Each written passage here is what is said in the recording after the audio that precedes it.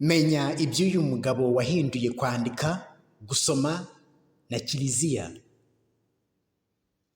Uyu mugabo wahinduye amateka yo gucapa inyandiko no gusoma ku isi, igice kinini cy'ubuzima bwe kiracyari amayobera, ndetse n'aho yashyinguwe harasibanganye. Johannes Gutenberg, umugabo wahinduye amateka yo gucapa no gusoma ku isi, ariko igice kinini cy'ubuzima bwe bw'ibanze kikaba ari amayobera, ndetse n'aho yashyinguwe hagasibangana. Umujyi wa Mainz wo mu Budage uzwiho kugira za katedrali nyinshi, imivinyu myiza no kuba ari iwabo wa Johannes Gutenberg, wakoze icapiro rya mbere rishobora kwimurwa i Burayi. Igihe yavukiye ntabwo kizwi neza. Icyo bashyizeho ni ikigereranyo ko yavutse mu mwaka w'1400, ariko igihe yapfiriye kirazwi, ni ku itariki ya 3 Gashyantare 1468. Ubu hashize imyaka 554. Nubwo Abashinwa kuva mu binyejana byinshi mbere ye bakoreshaga icapiro ry'ibiti ritimurwa, ndetse bacapye igitabo cyose mu mwaka wa 868 cyatowe mu buvumo mu burengerazuba bw'Ubushinwa. Ubu buryo bushya bwari bunoze kandi bwihuse bwo gucapa inyandiko zikavamo nyinshi kandi vuba, ni Gutenberg wabuzanye.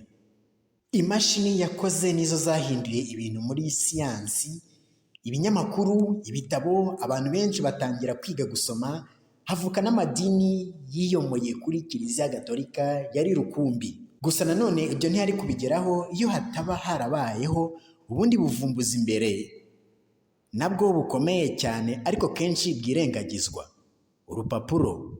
Urupapuro narwo ni ubundi buvumbuzi bw'Abashinwa bwo mu myaka irenga 2000 ishize.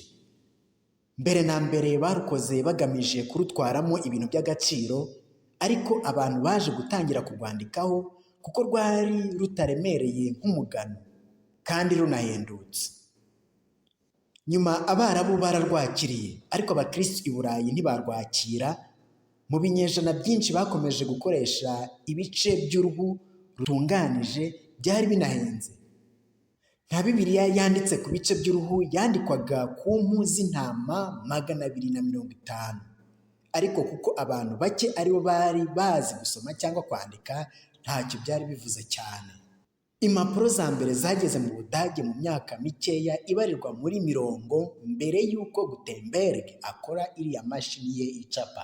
Gutenberg ashobora kuba yarabonye uburyo Kiliziya ikeneye kuvugurura uburyo bwo gutubura inyandiko zabo.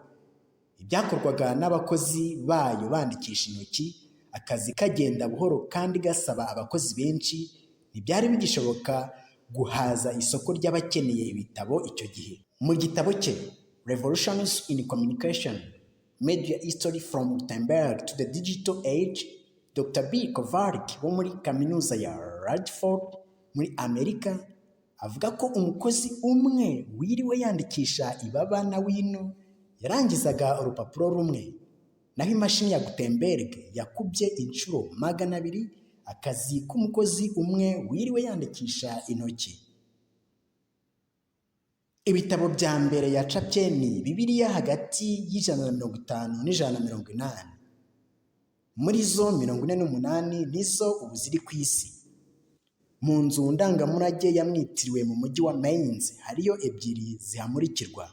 Bibiliya za Gutenberg zaraguzwe cyane icyo gihe. Gucapa Bibiliya n'izindi nyandiko za Kiliziya byayifashije gukwirakwiza ubutumwa bwayo, binayiha amafaranga menshi. Icuruza impapuro yise indulgensiya zariho inyandiko za Kiliziya bavuga ko zikiza ibyaha. Kiliziya yahembye Gutenberg imari nini mu biceri by'izahabu n'ifeza. Leta imukuriraho imisoro, inategeka ko azajya agemurirwa ingano runaka y'ibiribwa na litiro zibarirwa mu bihumbi z'imivinyu buri mwaka. Izi mashini zicapa vuba vuba zahise zihindura ibintu.